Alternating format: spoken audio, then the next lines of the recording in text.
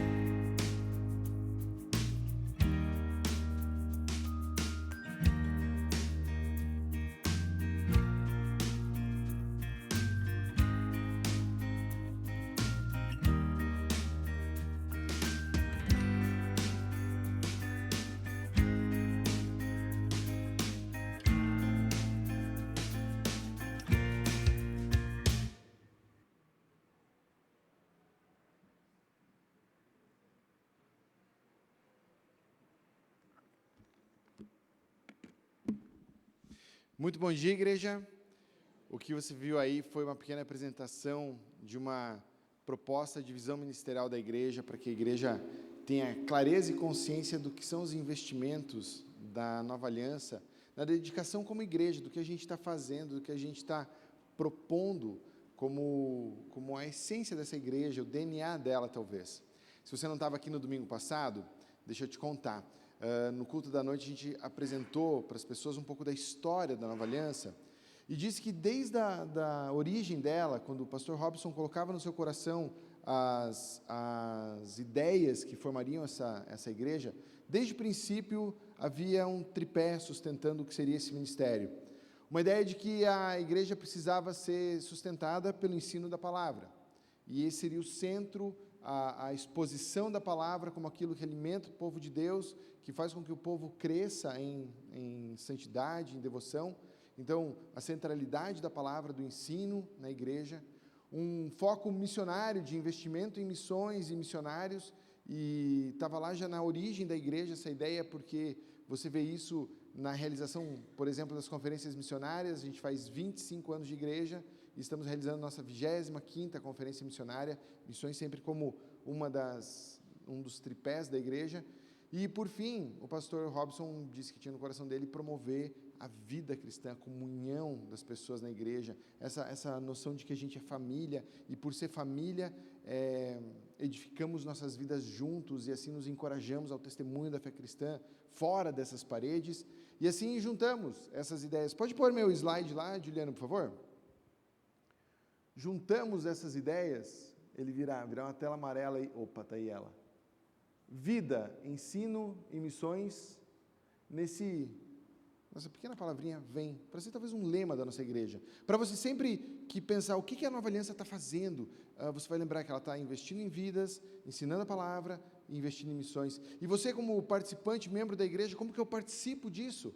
Participo me envolvendo com a minha vida, participando das coisas, vivendo a comunhão, edificando meus irmãos, participo acolhendo esse ensino e deixando que a palavra de Deus fale ao meu coração nas diversas oportunidades que existem na igreja, e eu participo sendo alguém que intercede por missões, vive a vida missionária dessa igreja, investe nos missionários. Se você olha para essas 3 letrinhas, tem muito a você enxergar a igreja por trás delas, porque essa sempre foi a base da igreja.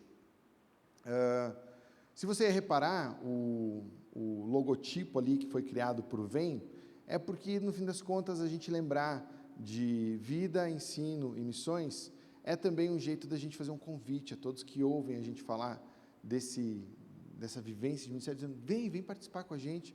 Então, esse é um encorajamento para você que participa da igreja, talvez não com tudo que você podia, vem participar mais, vem se envolver com a vida, vem se envolver com o ensino, vem participar de grupos pequenos, grupos familiares, reuniões de oração, grupos de homens e mulheres, qualquer coisa que você possa estar mais presente, ser mais participante dessas coisas, vem um convite aberto para você.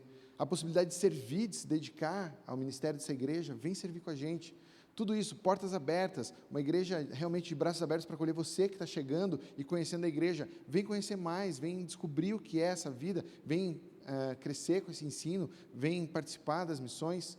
Essa é o jeitinho que a gente tem de partilhar com todos, qual é a cara que a gente tem na nossa igreja desde a fundação e como a gente vai levar isso adiante. A gente vai levar isso adiante quando esses valores forem os valores da nossa comunidade e assim a gente perpetua isso durante todos os anos que vierem pela frente.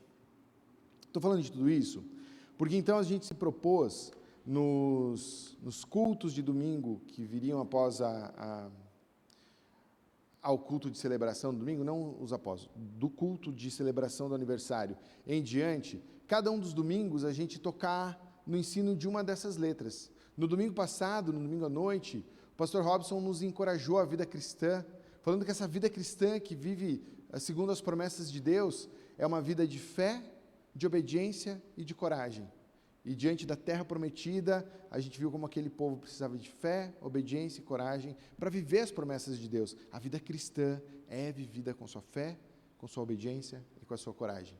E hoje a gente vai se debruçar sobre essa segunda letrinha do VEM, a gente vai olhar para o ensino. Por que uma igreja centrada no ensino? Por que uma igreja que tem a centralidade da palavra como um dos seus pilares? É até estranho dizer isso, né? Toda igreja devia ser assim. E por isso eu não falo disso com qualquer tom de orgulho para a nossa igreja ser uma igreja centrada na palavra, mas com uma certa tristeza e pesar pensar que no nosso mundo evangélico brasileiro, por vezes a palavra de Deus é deixada de estar no centro para que outras coisas sejam ensinadas, outras coisas pregadas, outras fontes de conhecimento serem o que tomam o centro da igreja, e de algum modo você sabe do que eu estou falando. Então, quando a gente diz a gente é uma igreja centrada na palavra, eu honestamente não queria que isso fosse uma diferença da Nova Aliança, eu queria que toda igreja fosse uma igreja centrada na palavra, e que as diferenças fossem as culturas, os jeitões das igrejas e tudo mais. Mas vivendo essa realidade de uma igreja que precisa, nesses tempos, defender o valor da palavra, hoje eu quero tratar com vocês disso. Por que importa? Por que interessa tanto ensino da palavra? Por que tanto ensino da palavra? Será que a gente precisa disso mesmo? Eu contei, só me lembrando assim meio de cabeça, que a gente tem pelo menos 10 grupos na igreja que são oportunidades de aprendizado da palavra. A gente tem os cultos, a gente tem culto de jovens, culto de adolescentes, culto de juniores, a gente tem a EBD, a gente tem o grupo de homens, o grupo de mulheres, a reunião de oração, os grupos familiares, os grupos pequenos de jovens.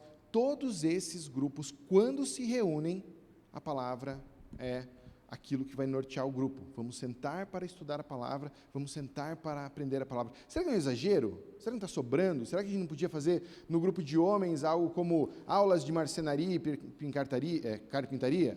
Será que no grupo de mulheres não ia ser melhor a gente tomar o tempo das mulheres para ensinar coisas como corte e costura, ou sei lá, desculpem se eu estou sendo superficial nessas coisas, mas só para dar exemplos exagerados mesmo, para dizer, será que a gente não deveria diversificar o que se aprende numa igreja, para a gente dar aos membros a melhor qualidade, do melhor conhecimento que a gente tem nesse mundo? Por que tanta centralidade na palavra? É sobre isso que eu quero falar com você nessa manhã, e quero te convidar a curvar sua cabeça, para que a gente leia as Escrituras e aprenda da palavra de Deus, o que Ele mesmo diz sobre a sua palavra. Fale com Deus, diga a Ele que você quer ouvir da palavra dEle, a voz dEle tocando o teu coração essa manhã.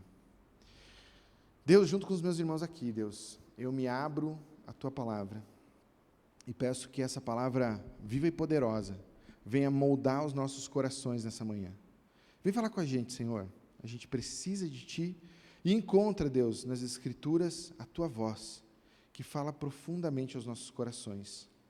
Deus, que eu tenha, pela Tua graça, pela Tua misericórdia e poder, a capacidade de explicar bem as Escrituras para os meus irmãos aqui. E juntos nós, entendendo a Escritura, saímos daqui com alegria e a certeza de que Deus falou conosco. Peço isso em nome de Jesus. Amém.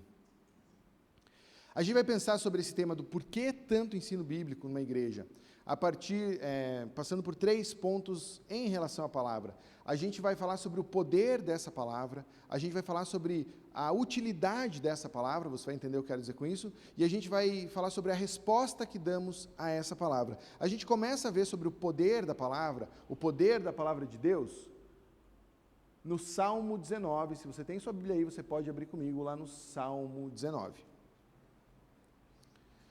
Salmos 19. Enquanto você abre sua Bíblia, eu abro minha água aqui, com licença.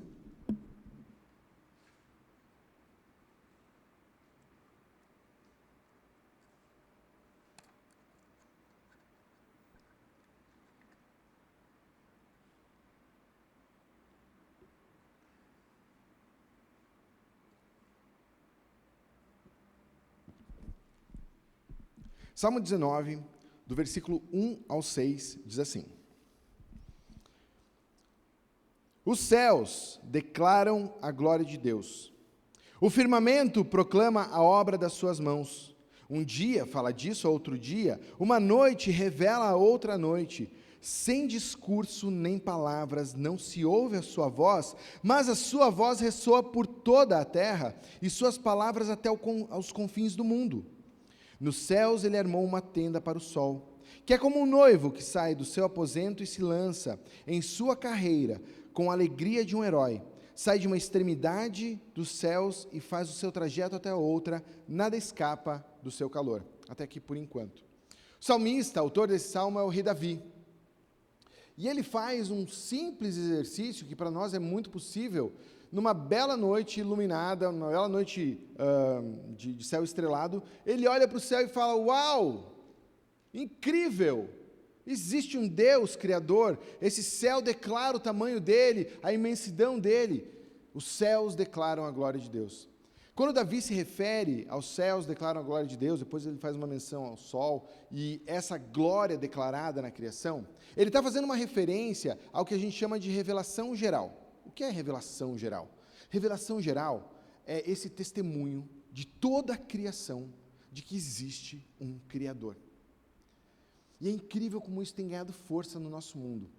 No meio acadêmico não, porque os acadêmicos são, em geral, de linha ateísta, mas no meio científico tem se proliferado cada vez mais o número de cientistas das mais diversas áreas que estão mudando a sua cosmovisão, de uma cosmovisão materialista, que só existe esse mundo, essa matéria, essas coisas aqui concretas, para uma cosmovisão deísta, que existe um ser transcendente que criou essas coisas. Por que eles chegam nessa conclusão? Porque nas suas mais especializadas ciências, eles investigam, eles tratam daquele aspecto da criação, vão ao fundo dela, e quando eles olham para os seus objetos de estudo, no mais profundo estudo, eles chegam à conclusão: não é possível.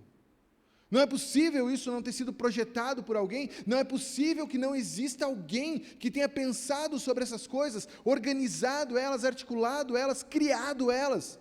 É impossível que o nada chegue a esse nível de complexidade, de desenvolvimento. É impossível.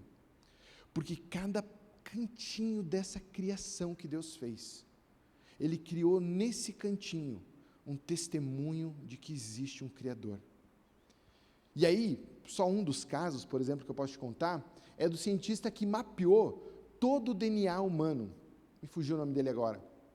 Mas ele era um agnóstico, e fez esse trabalho de entrar no DNA humano e fazer todo o mapinha lá do DNA, do que somos, lá no nível dos cromossomos, enfim. E no desenvolvimento desse trabalho, a conclusão dele: existe um Criador. Não é possível que aquilo que eu estou vendo aqui dentro das células, lá do menor célula do ser humano, não é possível que o nada tenha criado isso. Mas Davi, olhando para a revelação geral, ele diz uma coisa sobre ela, em forma de poesia, um salmo é poesia, quando ele fala no fim sobre o sol, dizendo assim: nada escapa ao seu calor. A revelação geral é exatamente isso, um testemunho de Deus a todos os homens, de todos os tempos, em todos os lugares, de que existe um Criador. E por isso Paulo vai dizer em Romanos que por conta da revelação geral, de que existe a glória de Deus declarada nessa criação, e os homens rejeitam essa declaração da glória de Deus, são indesculpáveis. Porque existe um testemunho de um Criador em todos os aspectos dessa criação. Mas a revelação geral, essa revelação que é para todos, sobre todos, em toda a história, ela não tem em si mesma as informações sobre quem é esse Criador, sobre qual é o coração dele, quais são os planos, quais são os caminhos dele. Nada nesse sentido é revelado na criação. E por isso, olhando para uma criação que declara a glória de Deus, se parássemos aí, chegaríamos somente a essa conclusão: existe um Deus, existe um Criador, mas quem é Ele? Será que Ele se interessa por mim? Será que Ele sabe da minha vida? Será que Ele vai produzir coisas boas ou ruins para mim? Eu não sei, porque nesse mundo não existe resposta. Davi então continua o seu salmo. Olha comigo o versículo 7. Ele começa a falar de uma outra revelação de Deus, chamada a revelação específica de Deus, proposicional de Deus, quando Deus conta para nós quem Ele é. Diz assim no versículo 7, a lei do Senhor é perfeita e revigora a alma. Os testemunhos do Senhor são dignos de confiança e tornam sábios os inexperientes. Os preceitos do Senhor são justos e dão alegria ao coração. Os mandamentos do Senhor são límpidos e trazem luz aos olhos. O temor do Senhor é puro e dura para sempre. As ordenanças do Senhor são verdadeiras, são todas elas justas, são mais desejáveis do que o ouro, do que muito ouro puro, são mais doces do que o mel, do que as gotas do favo. Por elas o teu servo é advertido, a grande recompensa em obedecer-lhes. Você reparou que, como dos céus, que diziam que existe um Deus, agora Davi vai para a palavra, e ele fala sobre essa palavra em vários termos aqui, leis, mandamentos, ordenanças. Ele não está pensando especificamente em cada um desses pontos, ele está dando qualidades gerais da palavra, para ir se referindo a ela poeticamente também, mas para dizer, diferente da revelação geral, diferente do que a gente encontra na criação, na palavra de Deus, eu encontro um Deus que se preocupa comigo. Porque eu conheço a palavra de Deus, eu encontro um Criador preocupado com o meu coração, preocupado com a minha alma, preocupado com o meu ser.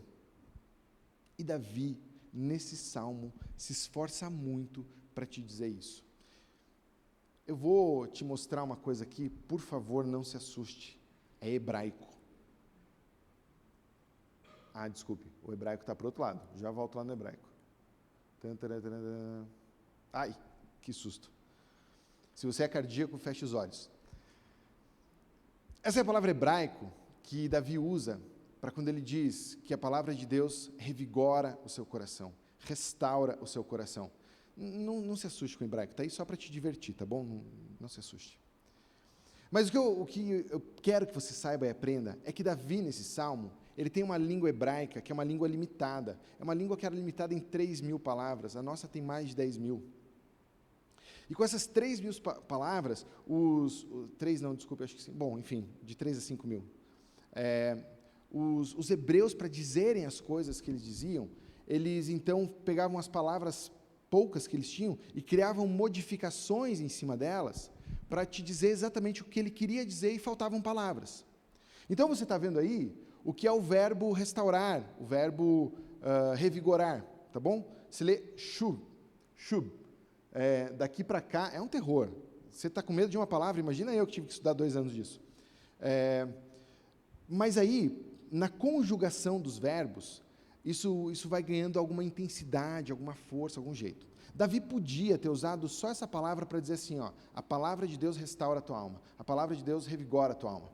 Se ele usasse essa palavra nessa forma, ele ia estar dizendo que a palavra de Deus é algo como uma casualidade. Ela transforma a tua alma, assim como chutar uma quina dói teu pé.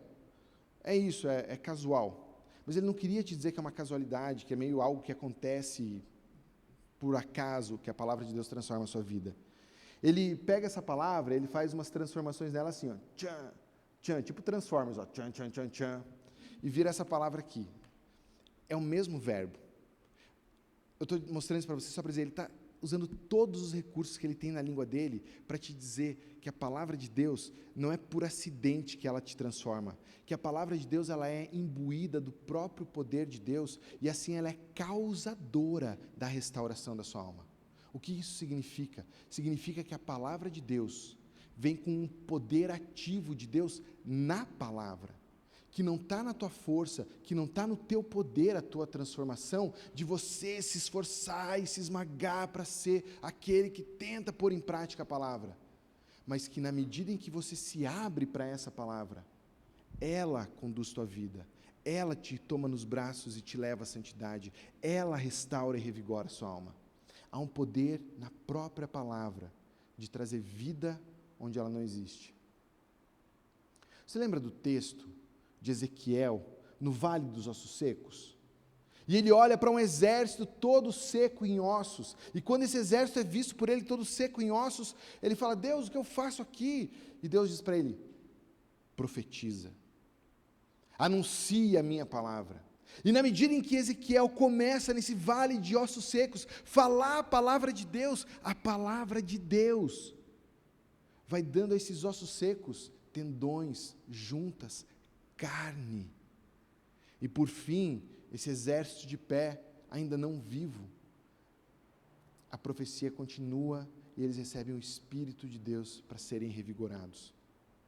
A palavra de Deus é causadora de vida. Deixa eu te mostrar isso num texto que provavelmente você se lembre, de Isaías 55. Isaías 55, um trechinho dele para a gente. Isaías diz assim nos versos 10 e 11. Como a chuva e a neve descem dos céus e não voltam sem para eles regarem a terra e fazerem brotar e florescer, para produzir semente para o semeador, pão para o que come, assim também ocorre com a palavra que sai da minha boca, ela não voltará para mim vazia, mas fará o que desejo e atingirá o propósito para o qual eu enviei. A palavra de Deus vai cumprir os propósitos de Deus pelo que ela é em si. E talvez você olhe para esse texto e fale: puxa, qual será o propósito da palavra de Deus? Ele explicou na comparação que ele fez com a chuva. Assim como a chuva, onde ela cai, vai gerar vida. A palavra de Deus, onde ela cai, vai gerar vida, porque esse é o poder dela. A vida não surge do teu esforço, a vida não surge da tua capacidade. A vida surge da palavra de Deus, regando o teu coração, regando a tua alma, enchendo o teu ser. A própria palavra é portadora de vida, porque Deus determinou que ela fosse assim, e ela não vai ser em vão, ela não vai voltar para Deus vazia. Esse exemplo que eu te falei de revigorar a alma, Davi faz todo o esforço linguístico dele para dizer que todas essas coisas que a palavra de Deus faz, revigorar, tornar sábios, dar alegria, trazer luz aos olhos, tudo isso é nesse sentido de ser o poder da palavra em ação. De ser o poder da palavra em ação. Por que isso importa tanto para mim, para eu estar falando para você? Porque se tem uma esperança de esse púlpito ter algum sentido na tua vida, de um ensino ter qualquer relevância de transformação da tua alma, do teu coração e da tua vida, ele só pode vir das Escrituras. Lembra o que a revelação geral faz?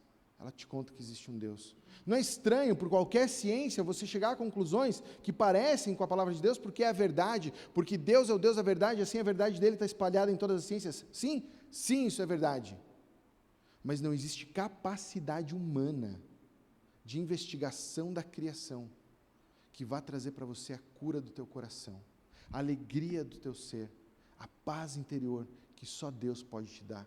Isso não está nesse mundo, isso não está nisso que é concreto, isso não está nas ideias humanas, isso só vem da palavra de Deus. Então, se tiver qualquer oportunidade de ensino numa igreja, ela tem que ser o nosso estudo do texto bíblico, porque não vai estar nas ideias do pregador, não vai estar na capacidade de eu inventar aqui coisas que te motivem, não vai estar nos meus exemplos de fé que são, às vezes, bonitos, às vezes feios, vai estar em acolhermos a palavra de Deus. Acolhermos a palavra de Deus.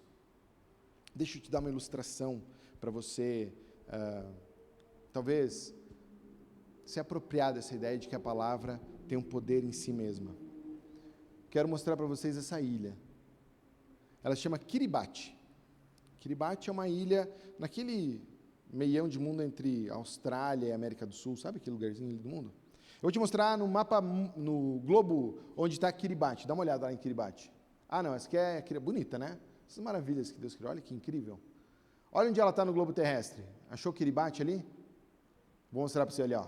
Pá! A ilha de Kiribati. Você, para chegar nesse lugar, você tem essa opção aqui, ó. O Air Kiribati. Parte dos Estados Unidos. E o que você faz, teu trabalho, é comprar essa passagem, planejar teu voo, entrar nesse avião. Mas quando você entra nesse avião, você descansa até esse avião pousar em Kiribati e você desfrutar desse lugar. Imagine que Kiribati se chame a restauração da sua alma. Imagine que Kiribati se chama a paz do teu coração, a alegria do teu ser dada por Deus. A palavra de Deus é esse avião. Você tem seu esforço? Sim. Deixa eu ver onde está a minha passagem aqui, deixa eu programar meu voo, deixa eu ir atrás disso. Mas na medida em que eu descanso na palavra de Deus, ela me leva até onde Deus quer que eu esteja. A outra opção é você pegar um barco a remo, sem bússola. É isso que o conhecimento humano pode fazer por você. Navegar ao léu, para qualquer lado, no teu esforço, no teu remar, para tentar chegar em algum lugar que satisfaça o teu ser. Você vai encontrar satisfação para o teu ser, realização para a tua vida, como ele diz, restauração do seu ser, alegria no seu coração, sabedoria para enfrentar essa vida. Quando a palavra de Deus encher a tua vida, encher o teu coração. A segunda ideia sobre a palavra de Deus que eu quero te falar é sobre o que eu chamei, porque está no texto, da utilidade da palavra de Deus. E estudando o texto juntos, você vai entender melhor o que eu quero dizer por utilidade. Abra sua Bíblia agora em 2 Timóteo. 2 Timóteo 3.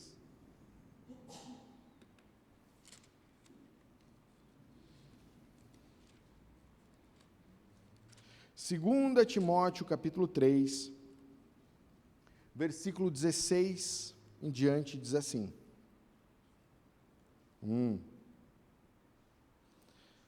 Não tem 16 em 2 Timóteo? Ah, não, eu estou em Tito, ufa. Ai, não mudou a Bíblia, ainda bem. 3:16. Sim, diz assim: toda a Escritura é inspirada por Deus e útil para o ensino, para a repreensão, para a correção e para a instrução na justiça, para que o homem de Deus seja apto e plenamente preparado para toda boa obra. Deixa eu explicar alguns termos que estão aqui para esse texto ficar mais claro, mais límpido para você. Paulo começa falando aqui sobre toda a Escritura, toda a Escritura. No primeiro pensar, o Novo Testamento está sendo criado, está sendo escrito nesse período em que Paulo escreve 2 Timóteo, então, com certeza, ele está falando sobre o Antigo Testamento. Mas você pode imaginar que ele está falando mais do que isso, que ele está falando já sobre o Novo Testamento que passa a circular na igreja. Sabe por quê? Porque nas cartas a Timóteo, Paulo diz assim, que os falsos mestres distorcem as Escrituras. E ele põe duas citações das Escrituras. Uma é de Deuteronômio, a outra é do Evangelho de Lucas, parceiro de viagem dele, que estava escrevendo ali o Evangelho enquanto estavam juntos. Paulo já considerava Lucas, que a gente tem na Bíblia, palavra de Deus. Porque era claro para esses homens que receberam de Deus a nova aliança, que eles estavam anunciando a nova aliança de Deus, e isso, pela própria história dos judeus, eles sabiam, isso vai ser uma palavra escrita, dada ao povo. E essa consciência de que tudo aquilo que estava sendo ensinado, toda a Escritura, tinha essa origem aqui, era inspirada por Deus.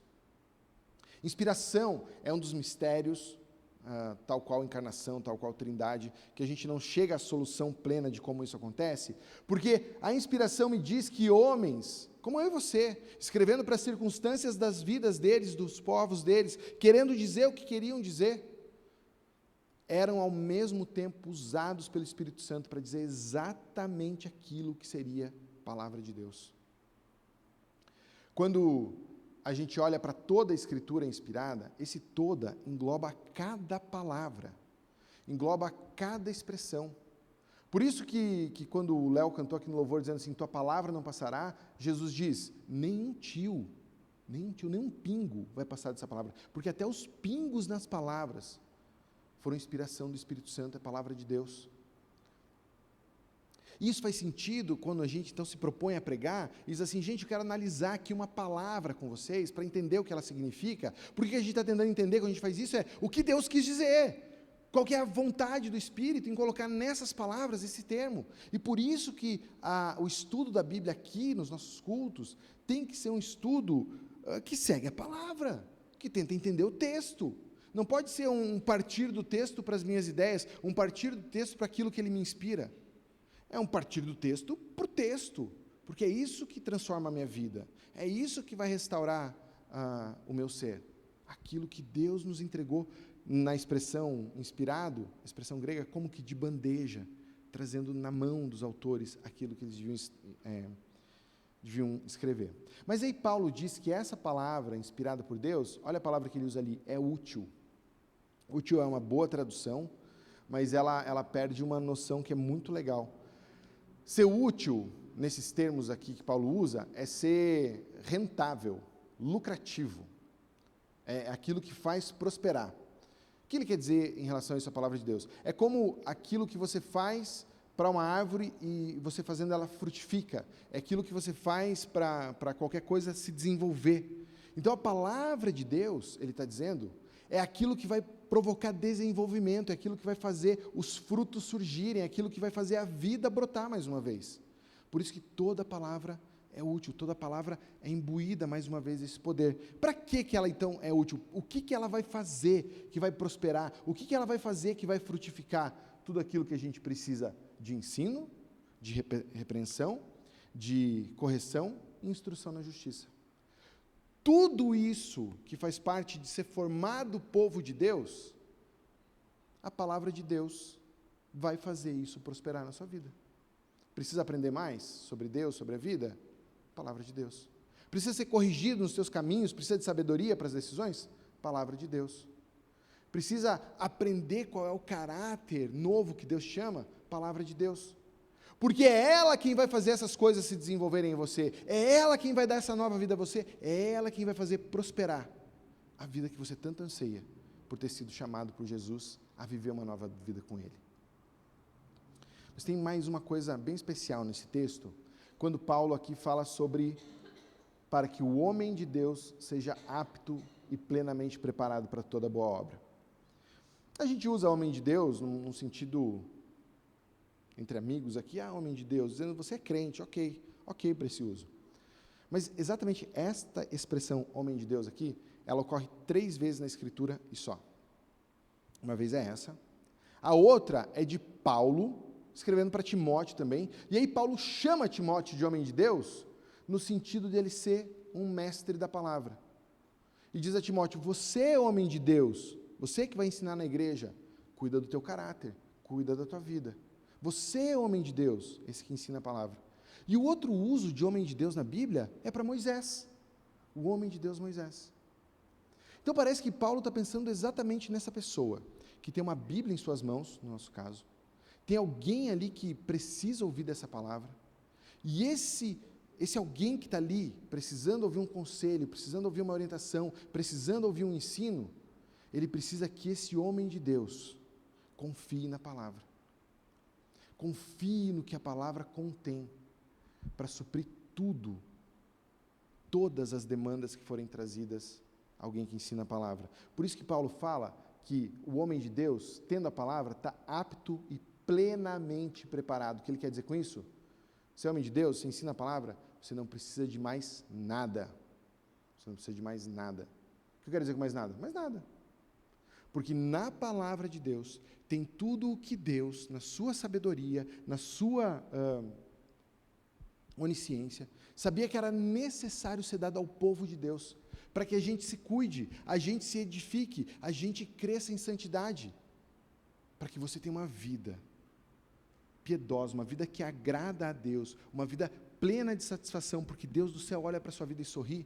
Você não precisa de nada além de aprender a palavra de Deus. Juba, mas aprender a palavra de Deus não me dá salário.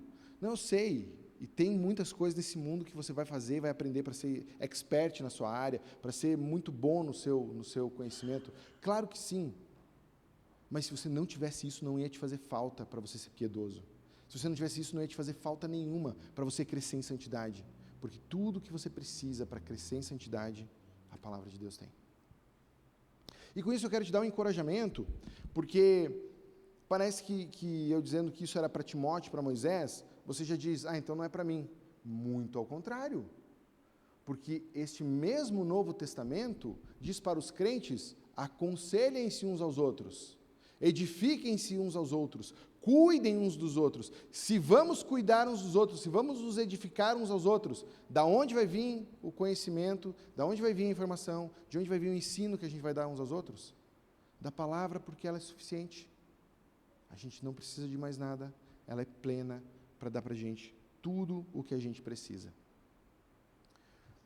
Imagine que você decidiu que o seu nariz não é tão bonito quanto você achou que deveria ser.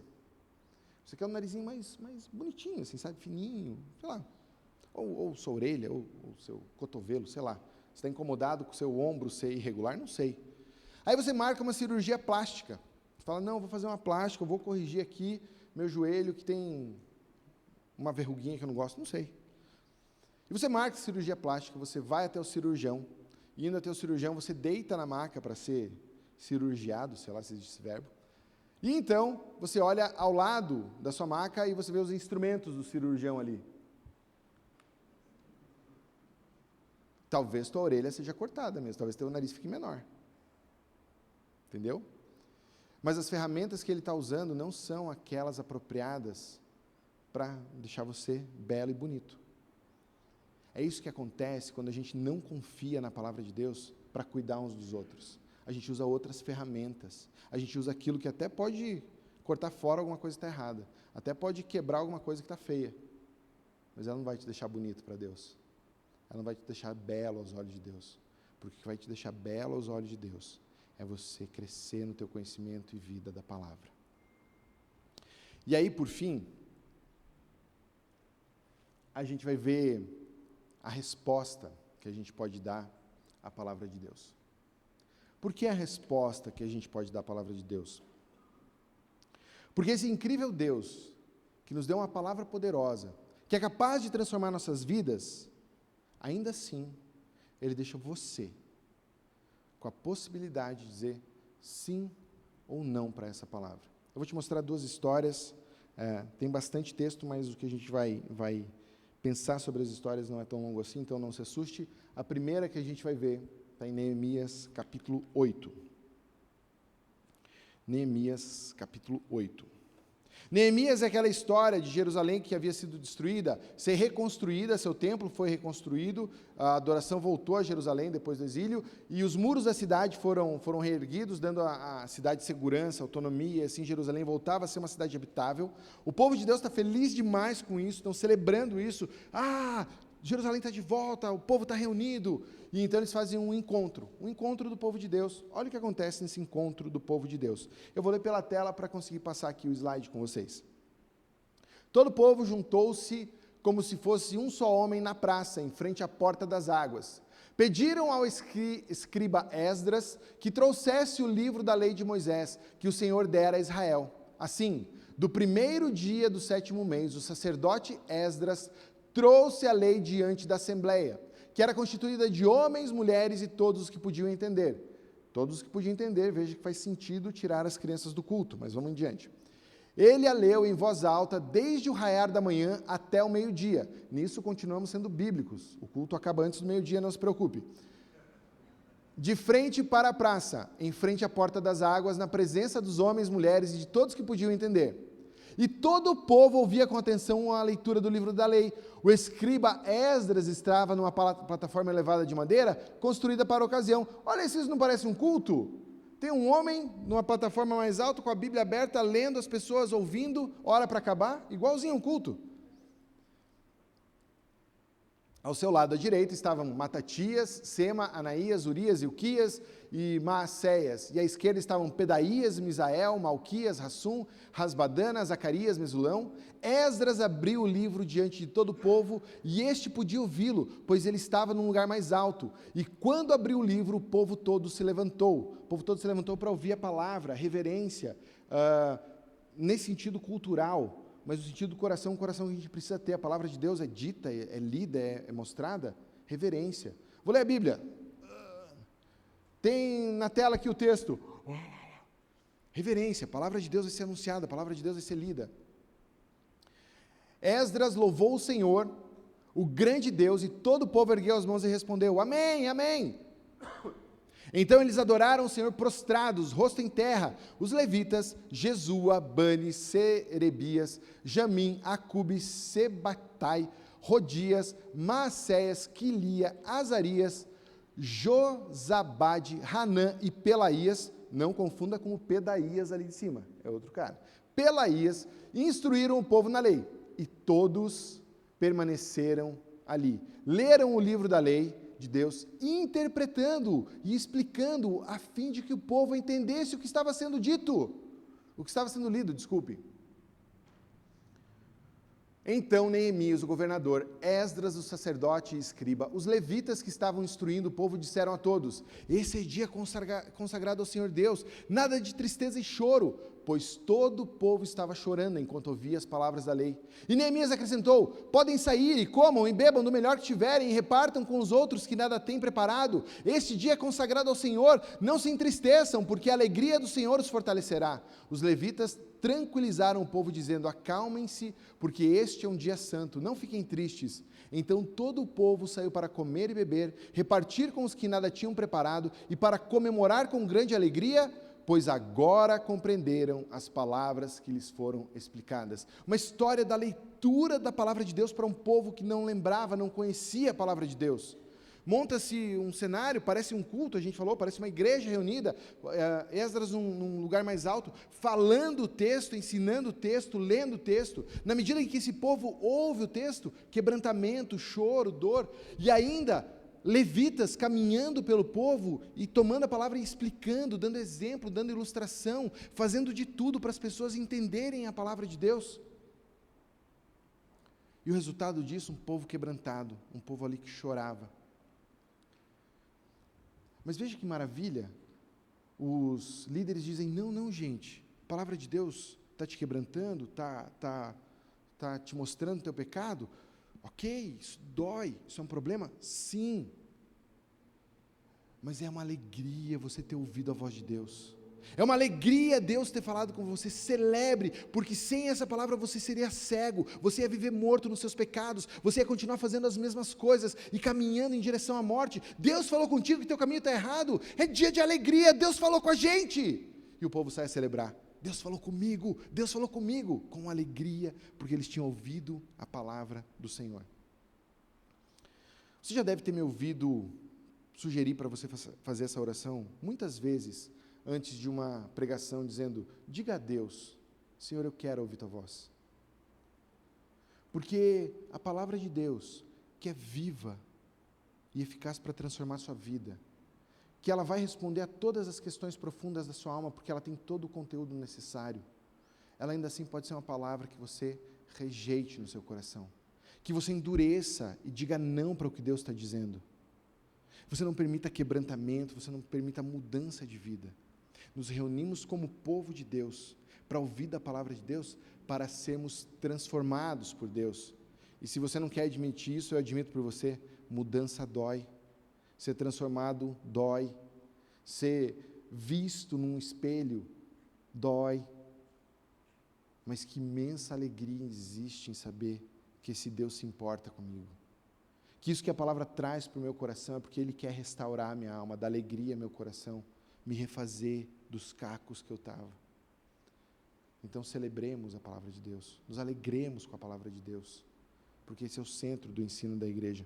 E quero só mostrar para você brevemente uma exortação de Hebreus, nesse sentido. O autor de Hebreus escreve assim: assim como diz o Espírito Santo, hoje, se vocês ouvirem a sua voz hoje, não endureçam o coração como na rebelião durante o tempo de provação no deserto, onde os seus antepassados me tentaram, pondo-me à prova, apesar de durante 40 anos terem visto o que eu fiz. Por isso fiquei irado contra aquela geração e disse: os seus corações estão sempre se desviando, eles não reconheceram os meus caminhos, assim jurei na minha ira, jamais entrarão no meu descanso. Cuidado, irmãos, para que nenhum de vocês tenha o coração perverso e incrédulo que se afaste do Deus vivo.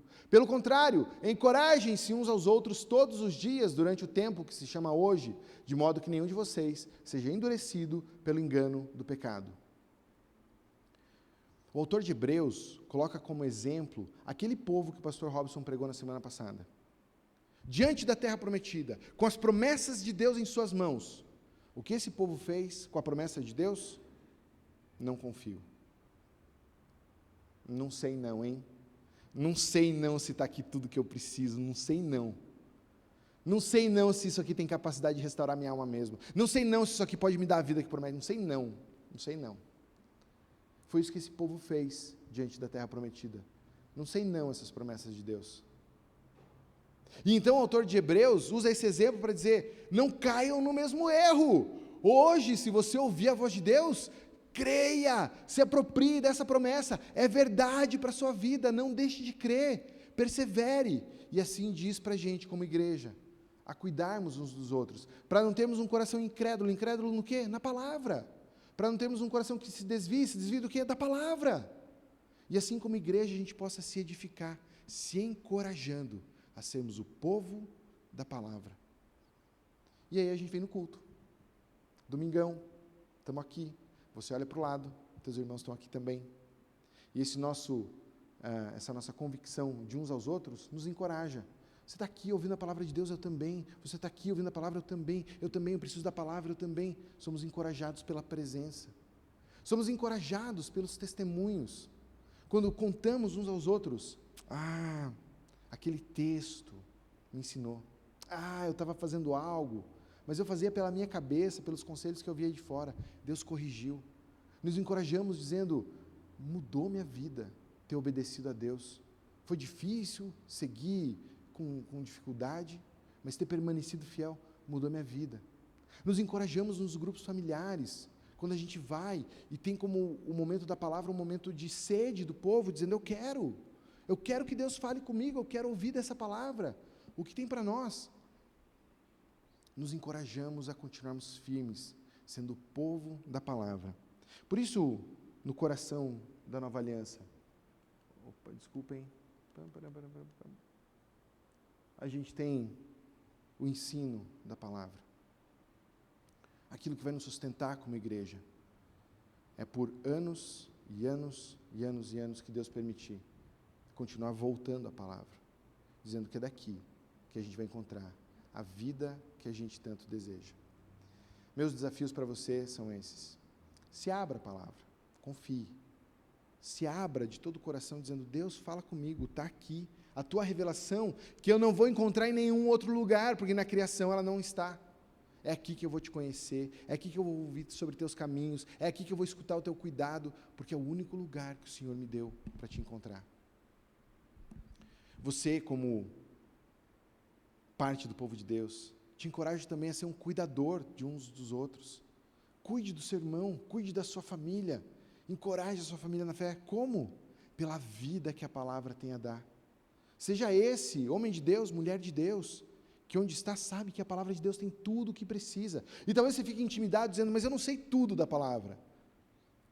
Eu posso te dizer que aquele pequeno versículo que você viu no seu devocional no começo da semana, se você quiser entregar isso a Deus falando, me usa, vai aparecer na sua vida uma pessoa dizendo, eu precisava ouvir exatamente isso. Porque Deus quer que você use a palavra. Deus quer que você multiplique a palavra. Confie que Deus quer te usar como um homem e uma mulher de Deus, multiplicando essa palavra. E por fim, reunidos aqui, reunidos em grupos pequenos, onde estivermos, que seja sempre a nossa primeira oração. Deus, não me deixa manter esse coração duro, que resiste à tua palavra, mas com fé, eu abro o meu coração. Fala comigo, meu Deus, que eu ouça a tua voz por meio das Sagradas Escrituras. Essa é a centralidade da palavra na nossa vida, que deve estar na nossa igreja, na nossa comunidade. Por isso quero orar junto com todos vocês, fazendo esses pedidos a Deus.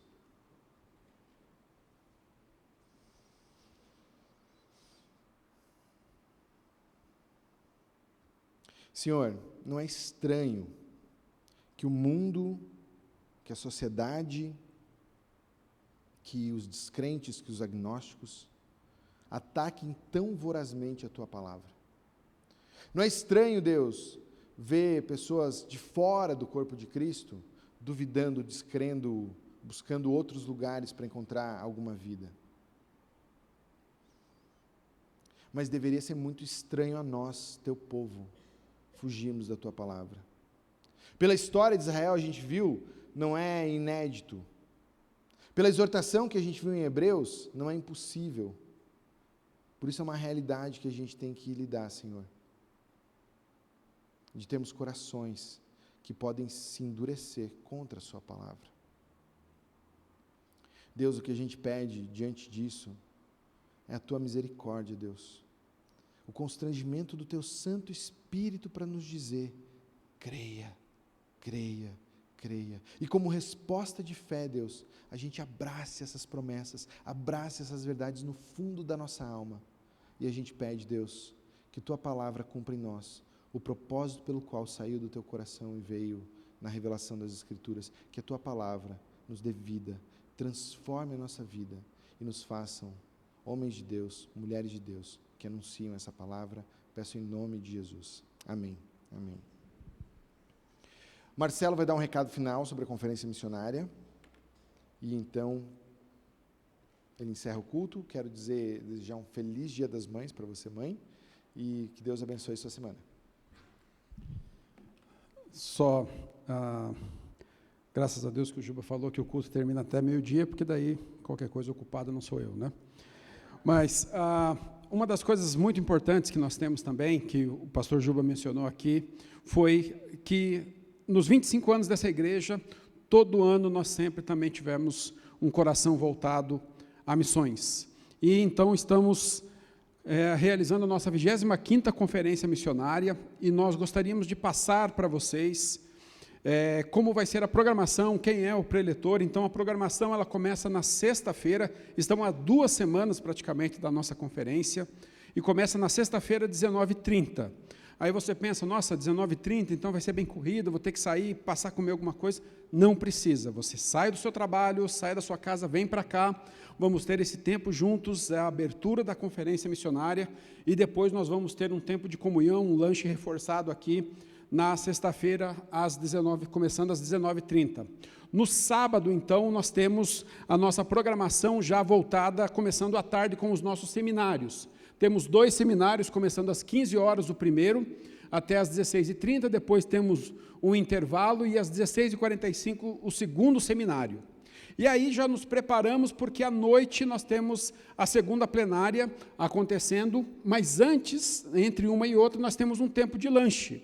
Então também fique tranquilo e despreocupado, porque nesse tempo nós teremos o nosso tempo do lanche. E no domingo, então, nós temos o culto da manhã como parte da conferência missionária e o nosso culto da noite. Lembrando que é importante a participação em todos os cultos, porque normalmente nós temos uma ideia que vai sendo construída. Então começamos na sexta-feira, às 19h30, terminamos no culto da noite, no domingo.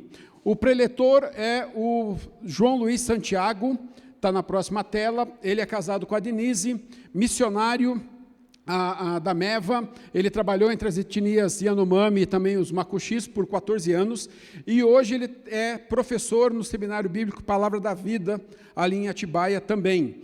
Além disso, ele desde 2005 coordena o Departamento de Missões do Palavra da Vida, e ele é um dos instrutores do Movimento Perspectivas Brasil e também membro da diretoria. Ele, então, será o preletor da nossa conferência.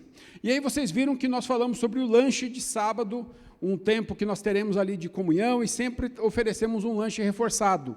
E esse lanche, então, nós pedimos desde já que você se programe, se você puder doar sanduichinhos, né, ali, ou bolo. Tá? Você pode procurar a Renate durante a semana aqui na igreja, pode mandar mensagem também para a Marta, tem os contatos aqui das duas, mas você pode também solicitar a secretaria da igreja, que elas então informam, no caso a Renate te informa como você pode fazer isso. Mas é importante também, se você puder trazer, né, um bolo, ou você fazer a doação desses sanduichinhos para este momento de lanche entre os seminários e a plenária à noite. Ok? Então, isso relacionado à conferência missionária, vem participar com a gente desse tempo tão especial. E como também é Dia das Mães, nós queremos finalizar nesta manhã com a homenagem das crianças a todas as mães. Então, fica aqui também o meu desejo de feliz Dia das Mães a todas as mães da igreja. E nós temos um vídeo aqui agora com as crianças dando o Feliz Dia das Mães para todas as mães. Deus abençoe. Eu amo minha mãe porque às vezes ela deixa de comprar coisas que são importantes para ela, para coisas para mim. Porque ela brinca comigo. Desde que a gente nasceu, ela cuida da gente. Por causa que ela faz uma comida muito boa. Minha mãe é linda e poderosa. Ela me cuida muito bem. Porque ela lê comigo. Por causa que ela faz comidas muito boas. Porque ela é carinhosa. Ela é muito especial pra mim. Ela cuida de mim, principalmente porque ela cuida bastante de mim. Porque ela sempre cuidou de mim e sempre vai me ajudar. Ela é simpática. Ela é carinhosa. Porque ela cuida de mim. Ela cuida de mim e sempre está presente na minha vida. Eu amo minha mãe, ela é uma rainha. Porque ela é uma rainha. Porque ela me dá carinho. Eu amo minha mamãe. Mãe, eu amo porque você é linda. Te amo. Amo a mamãe porque ela cuida de nós. Oi, mamãe, eu te amo porque você é muito gentil comigo e cuida muito bem de mim. Porque ela é carinhosa. Porque ela é legal comigo, ela faz almoço todo dia pra gente. Porque ela é legal. Mãe, eu te adoro e eu gosto muito de você e das suas comidas. Que você deixa os meus cabelos limpos. Eu amo a mamãe.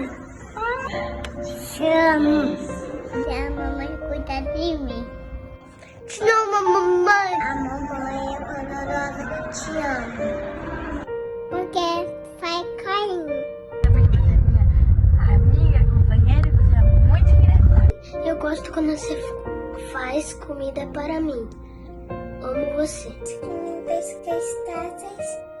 Que ela gosta de mim. Porque ela é legal. Eu amo você, que você é uma minha princesa.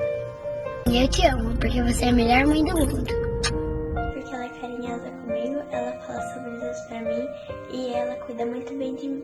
Te amo, mamãe. Porque ela é muito amorosa, ela dá os remédios certos, ela me ama muito. Porque ela faz café pra mim. Porque ela é meiga, delicada e linda. Porque ela me deu luz. Ela me ensina, ela me explica. Ela me ajuda em tudo. Eu amo minha mãe porque ela cuida de mim. Que você é a melhor mãe do mundo. Adoro sua comidinha e seu cuidado comigo. Te amo demais. Porque ela me ama, ela gosta de mim e ela brinca comigo. Porque ela cozinha muito bem. As comidas dela são deliciosas. Ela foi um presente de Deus. Muito obrigada, mãe. Ela é corajosa. Ela é tão amorosa comigo. Ela cuida da gente. Te amo, beijo. Você é incrível. Te amo, mamãe caro. Te amo, você é maravilhosa. Melhor mãe do mundo. Te amo. Feliz Dia das Mães. Te amo. Eu amo a mamãe e minha vida. Te amo, mamãe. Mamãe, você ama.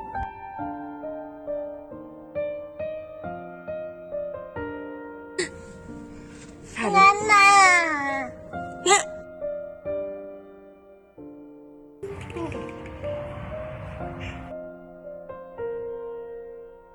Mamãe xinga ainda.